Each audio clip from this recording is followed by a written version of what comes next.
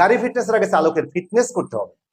গাড়ি ফিটনেসের আগে চালকের ফিটনেসটা যদি সরকার মেনে নেয়, করে, তাহলে দেখবেন যে আস্তে আস্তে দুর্ঘটনা কমতেছে। ঘুম থেকে পরিত্রাণের জন্য যে কাজগুলো আমাদেরকে করা দরকার, সেটা রাষ্ট্র যেমন ড্রাইভারদেরকে জানায় না, ঠিক তেমনি ড্রাইভাররা নিজেরাও ঘুম থেকে পরিত্রাণ হওয়ার জন্য যে ব্যবস্থা নেওয়া দরকার সেটা কিন্তু নেয় না। কারণ ঘুম থেকে পরিত্রাণ নিয়েই কিন্তু গাড়ি চালানো উচিত। যেমন আমি যদি ক্লান্ত হয়ে যাই, আমার যদি ঘুমে ধরে, তখন আমাকে অবশ্যই গাড়ি সাইড করতে হবে। সাইড করে আমি আমার চোখে মুখে পানি দিলাম, চা খাইবো, তারপরে কিন্তু চলবো।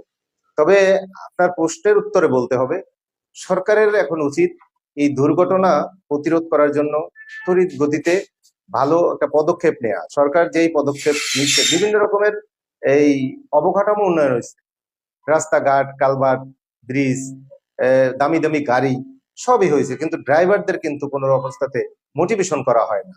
ড্রাইভারদের কিন্তু প্রশিক্ষিত করা হয় না। এই যে ডাবল ডেকার গাড়িগুলো চালাচ্ছে, একের পর এক ডাবল ডেকার গাড়ি কিন্তু দুর্ঘটনা ঘটছে। যিনি একটা সিঙ্গেল ডেকার গাড়ি চালায়, সেই কিন্তু ডাবল ডেকার চালাচ্ছে, কিন্তু তার যে একটা আলাদাভাবে একটা মোটিভেশন করে তাকে অ্যাওয়ারনেস করে দেওয়া যে তোমার এই গাড়িটা তুমি এইভাবে চালাইবা, এটা কিন্তু করা হয় না। কারণ দেখবেন এত বড় একটা সেক্টর চলে বাংলাদেশে, প্রায় 1 কোটির মতো গাড়ি আছে, তো নিবন্ধিত গাড়ি আছে মানে 70 লক্ষের মতো। তাহলে এইখানে কিন্তু একটা মোটিভেশন একাডেমি নাই।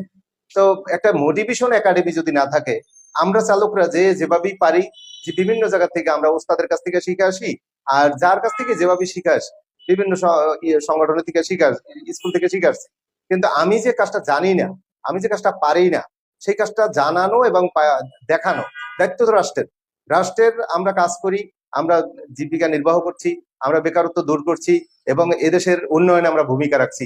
আমরা যে উন্নয়নে পরিবহন সেক্টর যেভাবে ভূমিকা রাখে, অন্য কোন সেক্টর উন্নয়নে ভূমিকা রাখে কিনা আমার জানা নাই। কি রকমের দেখেন, আমরা বাংলাদেশের বিভিন্ন পণ্য বিভিন্ন জায়গা থেকে আমরা বিভিন্ন বন্দরে কিন্তু পৌঁছে দেই সহি সালামতে। আবার বন্দর থেকে বিভিন্ন ফ্যাক্টরিতে আমরা আনি, ফ্যাক্টরি থেকে এটা মানে কাটিং হয় এবং এক্সপোর্ট হয়, তারপরে কিন্তু বাংলাদেশে টাকা আসে। বিভিন্ন রকমের উন্নয়ন যেগুলো হয়েছে, যেমন কর্ণফুলী টানেল হয়েছে, পদ্মা ব্রিজ হয়েছে, এই মেট্রো রেল হয়েছে, এলিভেটেড এক্সপ্রেস হয়েছে, এগুলো কিন্তু সম্পূর্ণ কিছুই ড্রাইভারদের ছোঁয়া ছাড়া কিন্তু হয় নাই।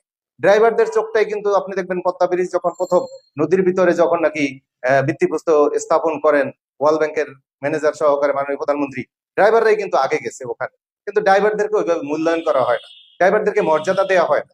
তাই আমি বলবো, ড্রাইভারদেরকে গাড়ি ফিটনেসের আগে চালকের ফিটনেস করতে হবে। গাড়ি ফিটনেসের আগে চালকের ফিটনেসটা যদি সরকার মেনে নেয়, করে, তাহলে দেখবেন যে আস্তে আস্তে দুর্ঘটনা কমতেছে।